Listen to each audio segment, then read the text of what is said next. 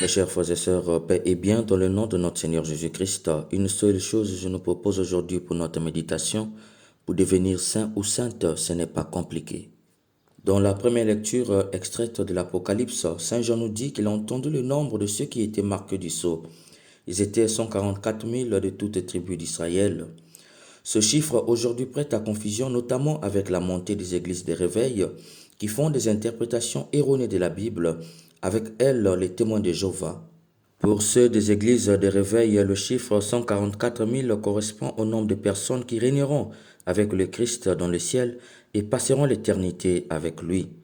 Les témoins de Jéhovah appellent ce chiffre l'espérance du ciel, et ceux qui ne figurent pas parmi les 144 000 jureront de ce qu'ils appellent l'espérance de la terre.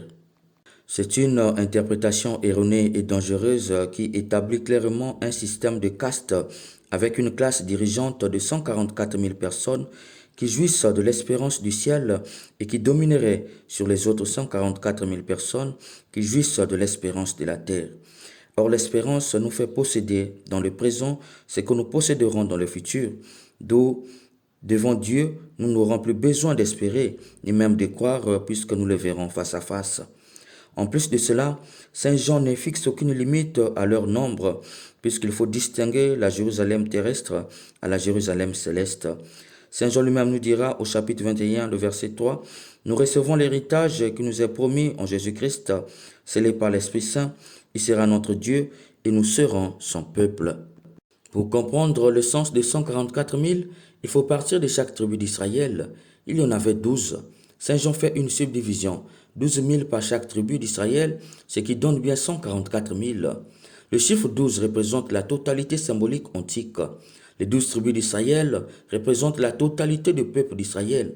144 000, c'est donc 12 au carré multiplié par 1000. C'est donc la totalité du peuple au carré et démultiplié, ce qui donne tout le peuple. C'est pourquoi Saint Jean clarifie tout au verset 9 de cette première lecture. J'ai vu et voici une foule immense que nul ne pouvait démembrer, une foule de toutes les nations, tribus, peuples et langues. Ils se tenaient devant le trône et devant l'agneau, vêtus de robes en blanc, avec des palmes à la main. Les palmes à la main symbolisent la résurrection. Il faut entendre par là que c'est un peuple ressuscité dans le Christ. Au verset 14, Saint Jean explique leur origine. Cela vient de la grande épreuve. Ils ont lavé leurs robes, ils les ont blanchis par le sang de l'agneau. Saint Jean nous clarifie ici que ce ne sont pas que les Juifs, mais plutôt ceux qui, au nom de leur foi en Jésus, font donc de même dans les épreuves en allant même jusqu'au martyr. C'est pourquoi dans la deuxième lecture, Saint Jean nous dit dans sa première lettre, « Bien-aimés, voyez quel grand amour nous a donné le Père pour que nous soyons appelés enfants de Dieu, et nous le sommes. Un enfant, c'est celui qui vit avec son Père. Par amour, Saint Jean nous dit, Dieu veut partager l'éternité avec tous ses enfants. » Dans l'Évangile, Jésus nous donne le critère 8 béatitudes. Dans ces 8 béatitudes, Saint Matthieu, avec une dextérité sainte, unifie Dieu et l'homme. La première béatitude renvoie à Dieu, la deuxième à l'homme, la troisième à Dieu et la quatrième à l'homme, la cinquième à Dieu et la sixième à l'homme, la septième à Dieu et la huitième à l'homme.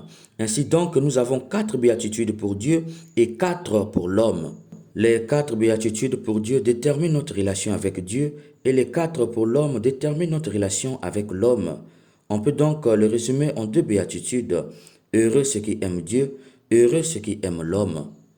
Jésus de Matthieu nous fait découvrir ici que le critère pour faire partie de cette foule immense, c'est d'aimer Dieu en Jésus-Christ et d'aimer l'homme comme Dieu l'aime. Qui le fait est heureux, béatifié, c'est-à-dire bienheureux, et donc saint. Dieu est saint parce qu'il s'aime entre eux et les trois aiment l'homme.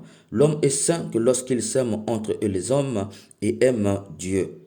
Mes chers frères et sœurs, les saints et les saintes que nous fêtons aujourd'hui n'ont fait autre chose si ce n'est aimer Dieu et aimer l'homme. Tu aimes Dieu que lorsque tu as conscience qu'il est le fondement et le fondateur de ta vie, le modèle et le modéleur de ta vie. Et au nom de cela, tu lui donnes ta vie en se comportant avec amour, justice et honneur, au point de sacrifier ta vie pour lui, qui perd sa vie à cause de moi, la sauvera. Tu aimes l'homme lorsque tu fais la promotion de l'homme en Jésus-Christ, lorsque tu le respectes, lorsque tu éduques tes enfants dans les valeurs, lorsque tu vas à l'heure au travail pour servir l'homme, lorsque tu l'enseignes avec patience, lorsque tu le soignes avec amour, lorsque tu lui laisses la priorité sur la route, lorsque tu travailles pour la reconstruction de l'homme dans ses trois dimensions physiques, sensibles et spirituelles, en étant pour lui un modèle à imiter dans les valeurs et dans le bien. Qui aime Dieu, qui ne voit pas et déteste son prochain qu'il voit, est un menteur, nous dit Jésus. Tu aimes l'homme lorsque tu t'apprécies à ta juste valeur, en vivant heureux le choix que tu as eu à faire, le choix de ta femme ou de ton mari, en vivant heureux avec les enfants que Dieu t'a donnés, en aimant le travail que tu fais. Sois honnête et que les épreuves ne te transforment pas en monstre. Chers bien-aimés, voilà le chemin de la sainteté que l'Église nous révèle à travers les textes de ces jours. Aime Dieu, aime l'homme et apprécie-toi à ta juste valeur. Pour être saint, ce n'est pas compliqué du tout. Amen.